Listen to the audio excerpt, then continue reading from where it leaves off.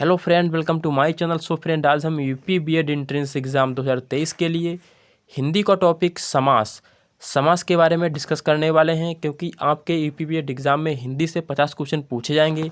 उन 50 क्वेश्चनों में से 1 से 2 क्वेश्चन समास से आते हैं, तो इस लेक्चर को ध्यान से और अच्छे से पढ़िएगा।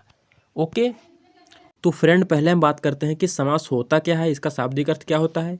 यहाँ पे देखिए समास का शाब्दिक अर्थ।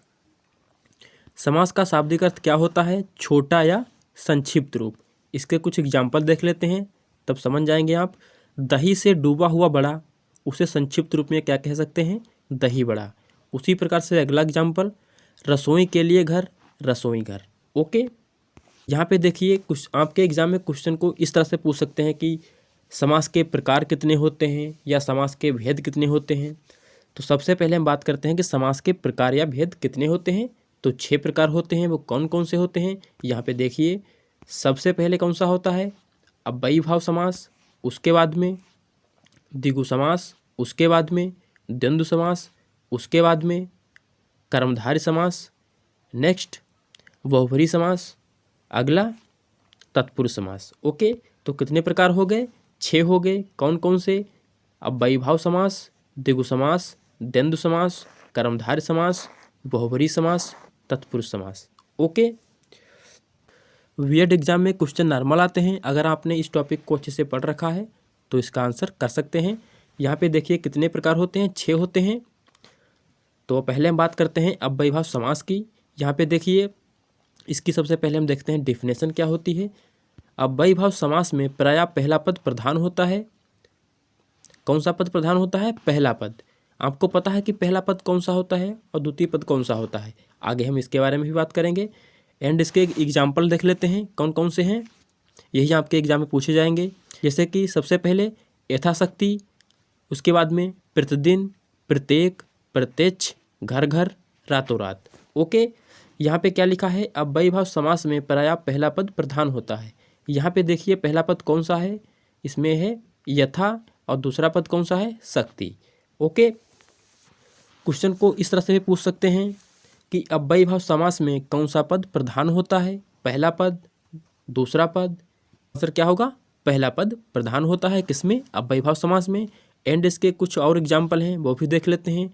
जैसे कि यथाक्रम, यथाविधि, यथोचित, यथास्थान, यथासम। ओके, यहाँ पे देखिए जो अव्ययीभाव समास होता है इसमें कौन सा पद प्रधान होता है? तो पहला पद प्रधान होता है। एग्जाम्पल कौन कौन से हैं? यथाशक्ति, प्रतिदिन, प्रत्येक, प्रत्यक्ष, घर घर, रातों रात, यथाक्रम, यथाविधि, यथोचित, यथास्थान, यथासम। ओके, आपके यहाँ पे देखिए द्विगु समास। इसकी डिफिनेशन पहले देखते हैं हम। जिस समस्त पद में प्रथम पद संख्यावाची हो और द्वितीय पद संख्यापद हो, कभी कभी द्वितीय पद भी संख्यावाची हो सकता है।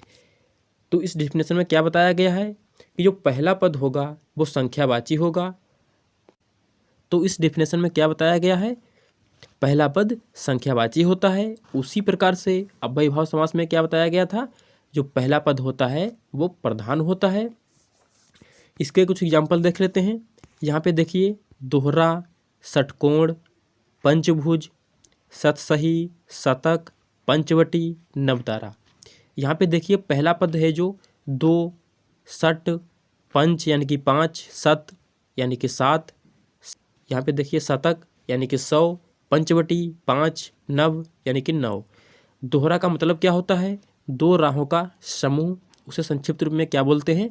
दोहरा बोलते हैं। षटकोण 6 कोणों का समूह, पंचभुज, सतसही, शतक, पंचवटी और नवतारा। आगे बात करते हैं।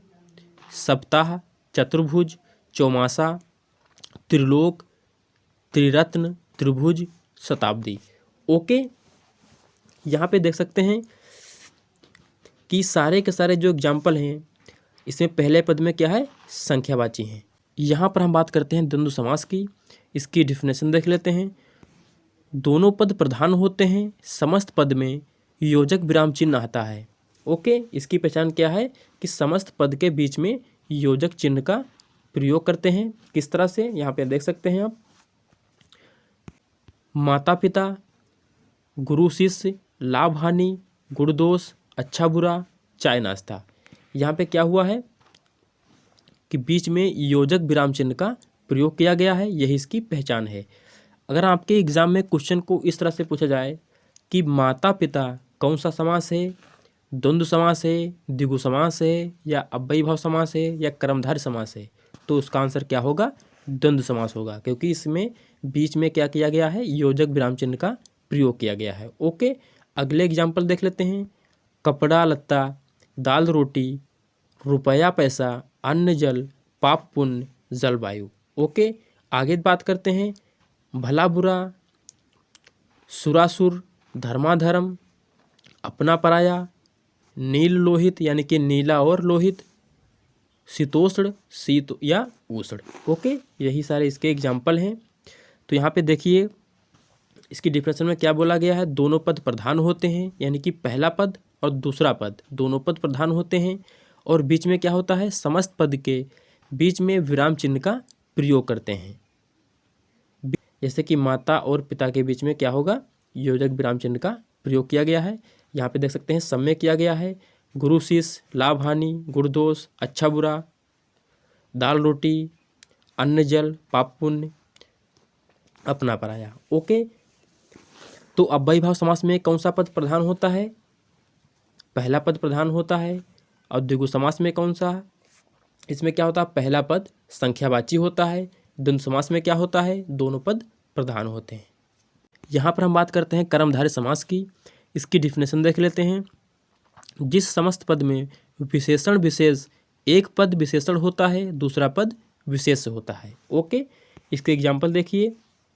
जैसे कि पुरुषोत्तम, पुरुष जो उत्तम, नीलकमल, नीला जो कमल, महात्मा, महान है जो आत्मा, चंद्रमुखी, चंद्र के समान मुख वाली, महापुरुष, महान है जो पुरुष। ओके, यही इसके एग्जाम्पल हैं। पुरुषोत्तम, नीलकमल, महात्मा, चंद्रमुखी और महापुरुष। ओके, आगे देखते हैं। पीताम्बर, महाबुद्धि, कृष्ण पक्ष, चंद्रमुखी, राजश्री।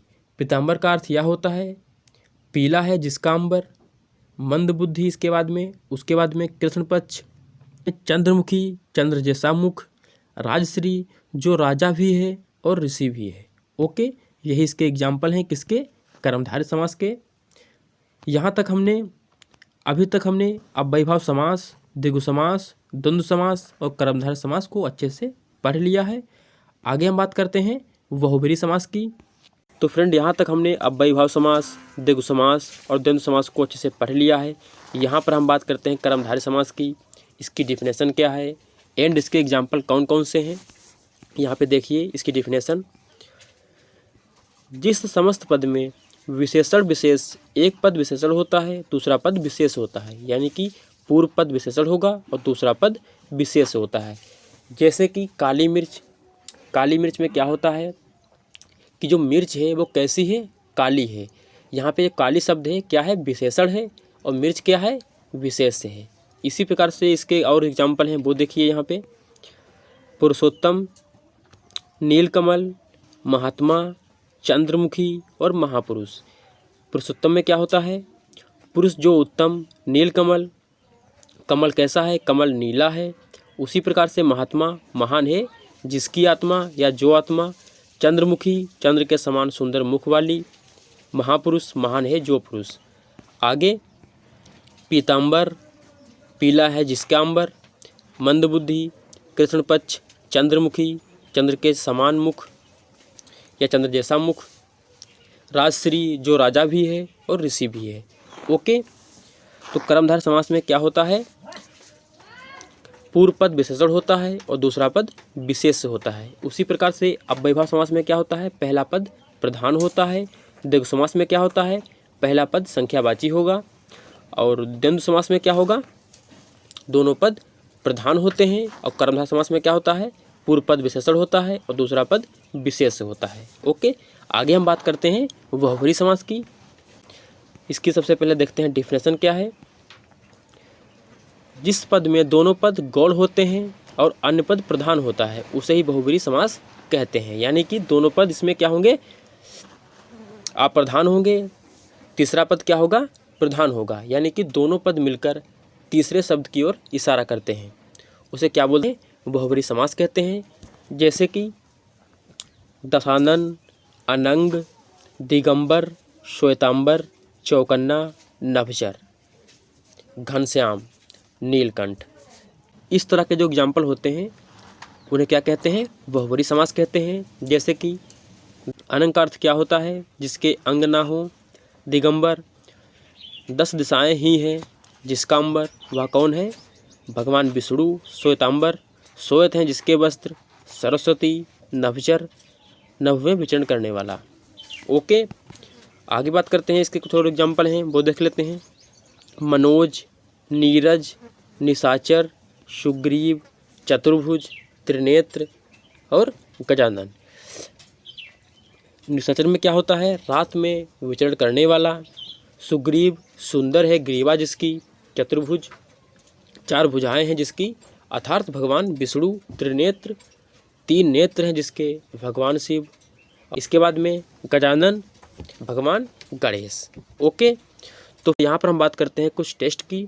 यहाँ पे देखिए, यथाशक्ति, प्रतिदिन, प्रत्येक, प्रत्यक्ष, घर घर और रातों रात, ये सारे एग्जाम्पल किसके हैं बताने का प्रयास करें। यथाशक्ति, प्रतिदिन, प्रत्येक, प्रत्यक्ष, घर घर और रातों रात, ये किसके हैं? अव्ययीभाव समास के। इसी प्रकार से आगे देखते हैं। माता पिता, गुरु शिष्य, लाभ हानि, गुण दोष, अच्छा बुरा, चाय नाश्ता, ये एग्जाम्पल किसके हैं? द्वंद्व समास के हैं। इसी प्रकार से पुरुषोत्तम, नीलकमल, महात्मा, चंद्रमुखी, महापुरुष, ये एग्जाम्पल किसके हैं बताने का प्रयास करें। यहाँ पे देखिए, कर्मधारय समास के एग्जाम्पल कौन कौन से हैं? पुरुषोत्तम, नीलकमल, महात्मा, चंद्रमुखी और महापुरुष। नेक्स्ट, सप्ताह, चतुर्भुज, चौमासा, त्रिलोक, त्रिरत्न, त्रिभुज, शताब्दी, ये सारे एग्जाम्पल किसके हैं? यहाँ पे देख सकते हैं द्विगु समास के। यहाँ पर हम बात करते हैं घनश्याम, लंबोदर और नीलकंठ, ये सारे एग्जाम्पल किसके हैं? बहुब्रीहि समास के। इसकी पहचान क्या है? यहाँ पे देख सकते हैं। अव्ययीभाव समास में क्या होता है? पूर्व पद प्रधान होता है। द्वंद्व समास में क्या होता है? दोनों पद प्रधान होते हैं। और कर्मधारय समास में क्या होता है?